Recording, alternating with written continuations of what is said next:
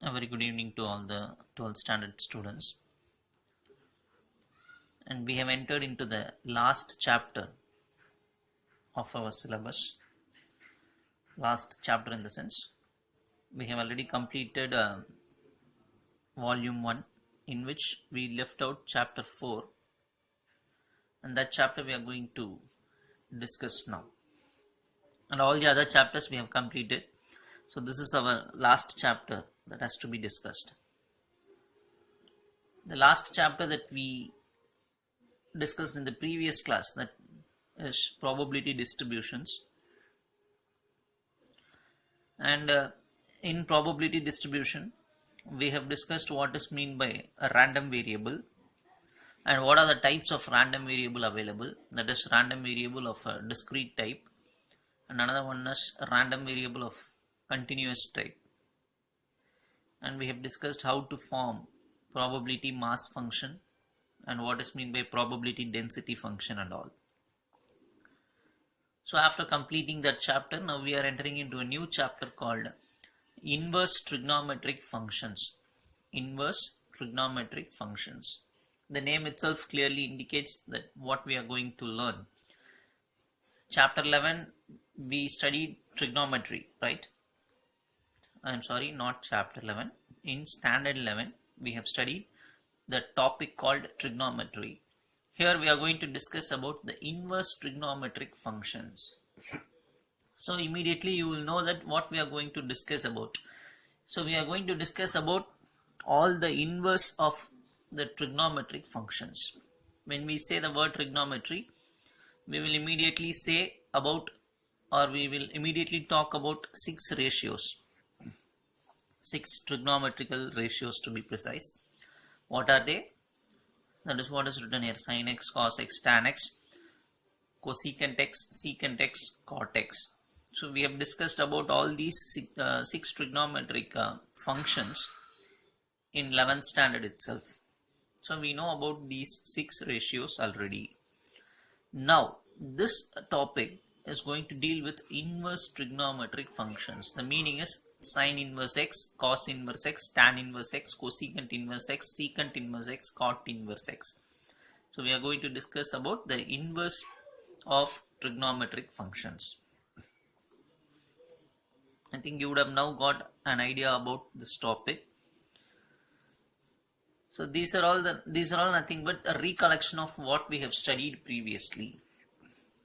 In fact, in 10th standard itself, we are introduced with the chapter called trigonometry.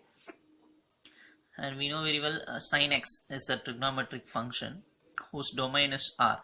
So domain meaning is the value of x. So R means real numbers. So any value can be substituted here. From real numbers, any value can be substituted for sin function. But the answer will be only within this range. The sin function will give answer only within this range, -1 to +1. Similarly, the domain of cos function is all numbers, all the real numbers. But also when we substitute, the answer that we are going to get is only from this interval, -1 to +1. So this is domain and this is range. What is the meaning of domain? What are all the values that x can take? All the values x can take. Range means what is the value for the function. When we substitute value for x, what is the value of sin x? But the range is restricted to this interval, -1 to +1. Similarly, range of cos function is -1 to +1. Tan x, domain is every real number. If I put dash except minus, that is except 2n plus 1 pi by 2. So multiples of pi by 2 alone cannot be substituted in place of x. All the other real numbers can be substituted. The meaning is, if n belongs to z means integers. Suppose if I put n is 0, what happens? Pi by 2 will come. So I cannot substitute pi by 2 because tan 90, the answer will not be a proper number. It goes to infinity. So 2n plus 1 pi by 2, those kind of values are taken out from real numbers. So the remaining values can be substituted. What is the range of tan function means? real number. Any value can come for tan x. But for sin x and cos x, the value will be only within -1 to +1. Similarly, cosecant x, all the real numbers except n pi. N pi in the sense pi, 2 pi, 3 pi, 4 pi, pi, -2 pi, -3 pi. Because when I substitute those values, the function will give infinity as the answer. So domain is all numbers except n pi, where n belongs to integers. If you see range of cosecant function, all real numbers will come except the numbers within this interval. -1 to +1, the answer will not come. All the other numbers will come as the answer. Similarly, for secant function, the domain is r minus 2n plus 1 pi by 2, as in the case of tan x. Same for secant x also. And for range, similar to cosecant x, all the numbers will come as the answer except -1 to +1. And for cot x, all the real numbers except n pi. And range is anything can come, any value can come. So if you compare cosecant x and cot x has same domain, but tan x and cot x has same range. Similarly, cosecant x and secant x is having same range, sin x and cos x is having same range and as well as domain. Try to understand what I am trying to say. The domain of tan x and secant x is same, but range of cosecant x and secant x are same. And the domain of cosecant x and cot x are equal. Range of tan x and cot x are equal. So this is just an information. What are all the values that x can take? What is the final answer can come? So that is called a range. Now we will enter into our topic called inverse trigonometric function. So far now we have discussed about only trigonometric function and its domain and range. Now we will enter into inverse trigonometric functions. So before entering into inverse trigonometric function, we will discuss one more topic called amplitude and period of a graph. Suppose there is a trigonometric graph. What is meant by amplitude and what is meant by period of that particular graph? First we will discuss about the definition. The amplitude is the maximum distance of the graph from the x-axis. So it is clearly given. Amplitude is nothing but the distance of the graph from the x-axis, or simply we can say amplitude means height. The amplitude is the height of the graph. In other words, it can be called as distance of the graph from the x-axis. So from x-axis, what is the distance to the graph? That is called amplitude. And the period is nothing but the distance required for the function to complete one full cycle. We know very well all the trigonometric functions will form cycles. So if I want to draw the diagram of sin x, it will go like this. For example, it will go like this. So one cycle, another cycle, that is the period is the distance required for the function to complete one full cycle. So what is the one full cycle? The distance is called period.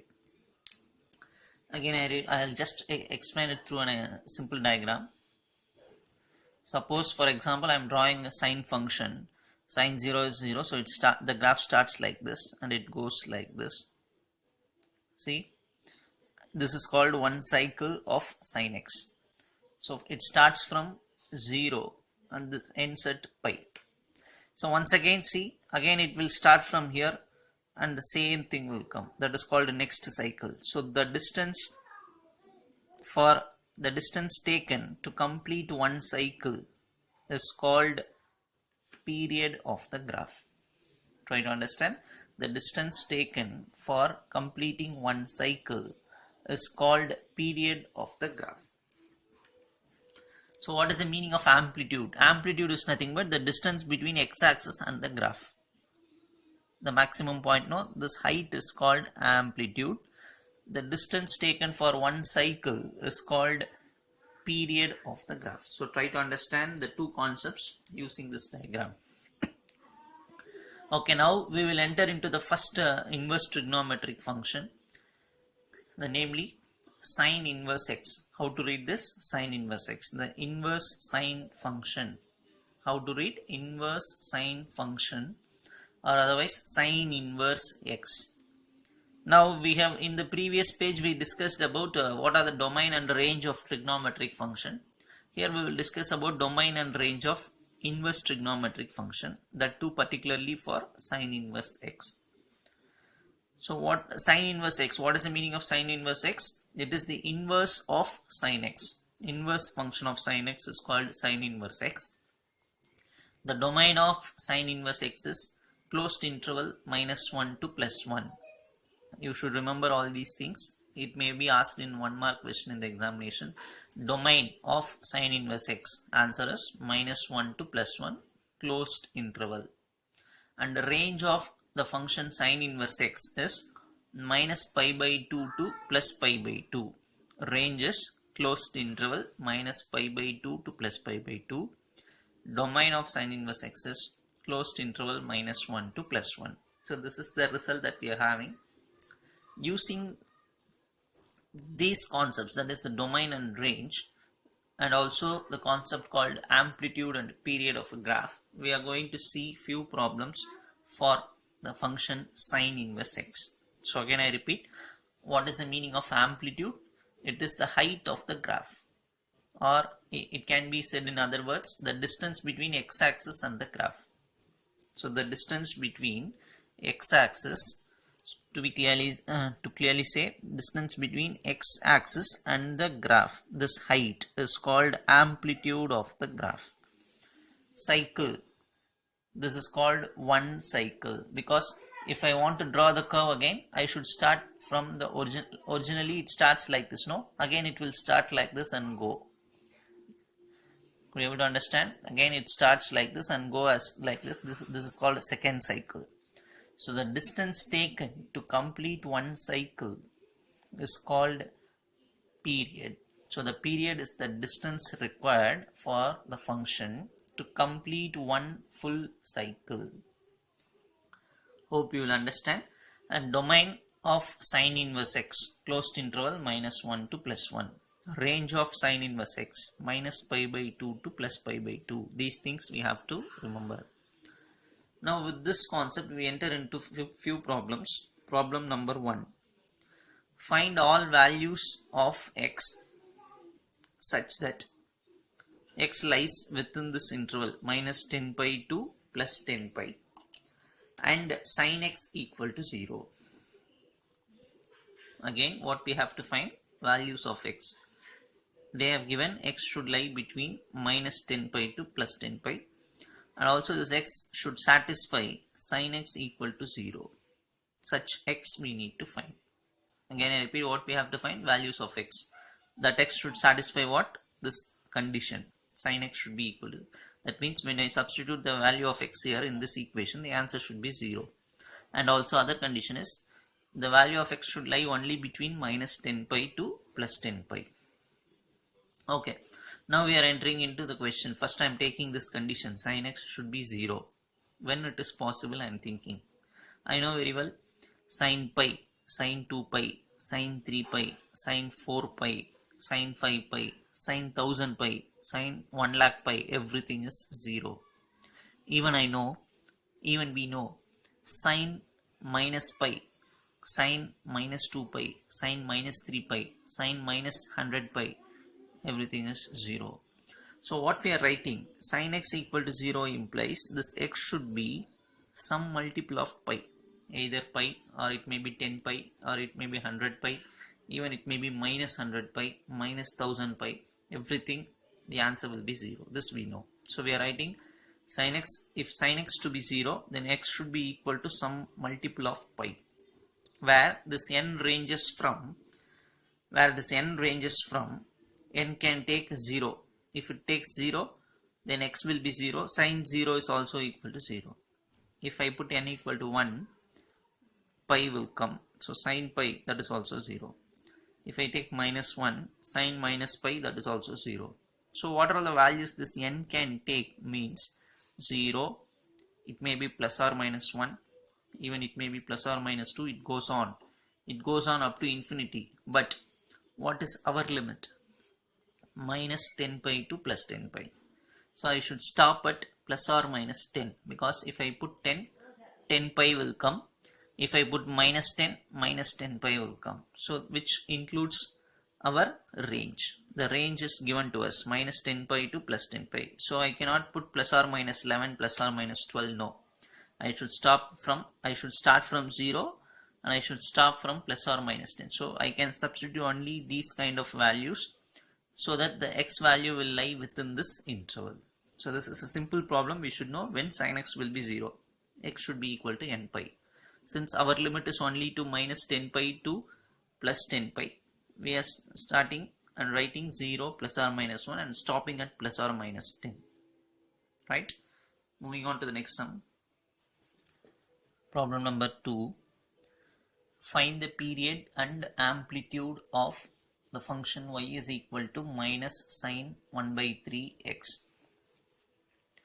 Again, I'll repeat the question. I'll read out the question once again. Find the period and amplitude of y is equal to minus sine 1 by 3x. Now, I already told you, period means it is the length required for completing one full cycle. Amplitude means height of the graph. So now when the functions are given like this, how to find it quickly? Now I'll tell, just listen. I've written the question once again. Y is equal to minus sine 1 by 3x. So if a function is given like this, that is sine function, the amplitude should be taken from the coefficient. That is, if I ask you a question, what is the number present before sine? What you will say? Will you say 0 or will you say minus 1? The correct answer is the coefficient here is minus 1. And amplitude, the meaning of amplitude is height, which is nothing but distance. Height is also a distance, right? So I cannot call height as minus 1. So I should take modulus. Distance always positive. So we will say, even if it is negative, we will take modulus and tell the height. So since minus 1 is the coefficient that represents the height of this function, so amplitude is equal to 1. And formula for finding period of a sine function is 2 pi by n. Formula for finding period of a sine function is 2 pi by n. What is n, you may ask? N is nothing but the coefficient of x. Here the coefficient of x is 1 by 3. So 2 pi by n means 2 pi by n value. For this problem, n value is 1 by 3. So taking this to numerator, 6 pi is the period of this function. Hope you would have understood slightly. Again I repeat, amplitude means just see the coefficient before. Suppose if it, instead of minus 1, if it is 4 sine 1 by 3x, I will say amplitude is 4. If it is 7 sine 1 by 3x, answer is 7. If it is minus 7 sine, then also amplitude is 7. Because height we will not say in a negative number. So even if it is minus, we should take positive number. Period formula 2 pi by n, where this n is nothing but coefficient of x. So 2 pi by n value for this problem is 1 by 3. So taking to numerator, 6 pi is the answer. Problem number 3. Find the period and amplitude of this function y is equal to 4 sine of minus 2x. So here we should be very careful. Now I am going to just modify this function. Y is equal to, we should know this formula. We know this formula before itself. Even in 11th standard itself we studied sine of minus x. Answer is minus sine x. This we know before itself. So using that concept, sine of minus some value, this minus can come out. So minus is taken outside using this property. So minus 4 sine 2x. So first I am writing the given function like this. Now I have already told you the coefficient present here is -4. So amplitude is 4. I should not write -4. Amplitude is height, so write in positive number 4. What is period formula?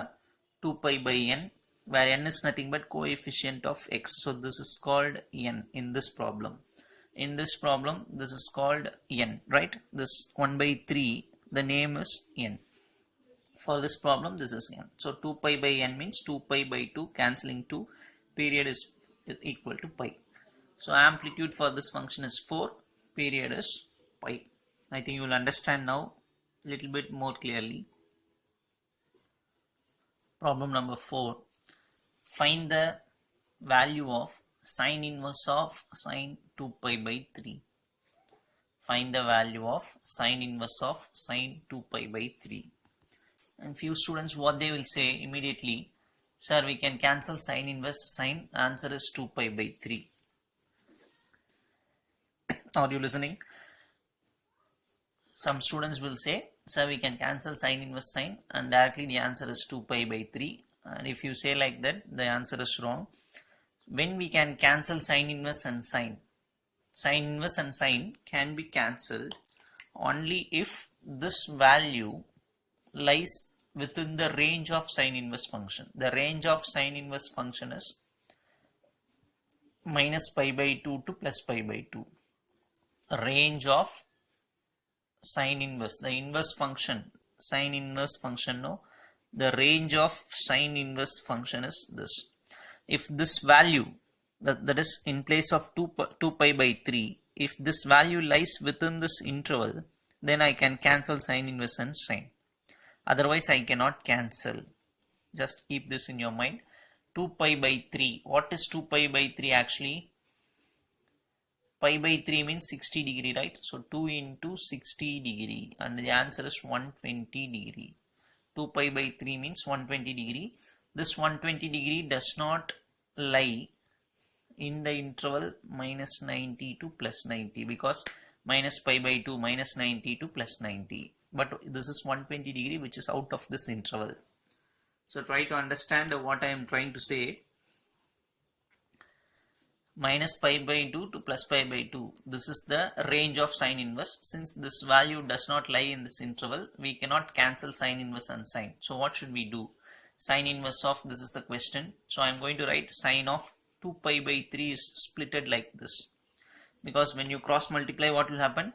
If you cross multiply, 3 pi minus pi, 2 pi by 3 will come. So 2 pi by 3 is written as pi minus pi by 3. And we know very well, sine pi minus theta, answer is sine theta. Sine 180 minus theta, sine theta. So sine 180 minus theta, answer is sine theta.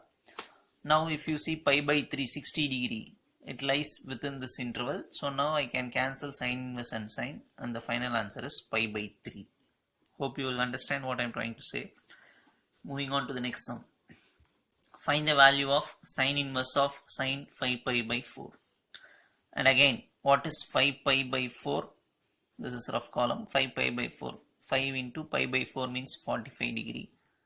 So if you multiply, some 225 degree will come. Definitely this does not belongs to minus pi by 2 to plus pi by 2. So now also we cannot cancel sine inverse and sine. So what I am going to do is sine inverse of sine 5 pi by 4 is written as pi plus pi by 4. Cross multiply, you will get this. And we know very well, sine 180 plus theta, answer is minus sine theta. So sine 180 plus theta, answer is minus sine theta, minus sine pi by 4. Now this minus is taken to the angle minus pi by 4.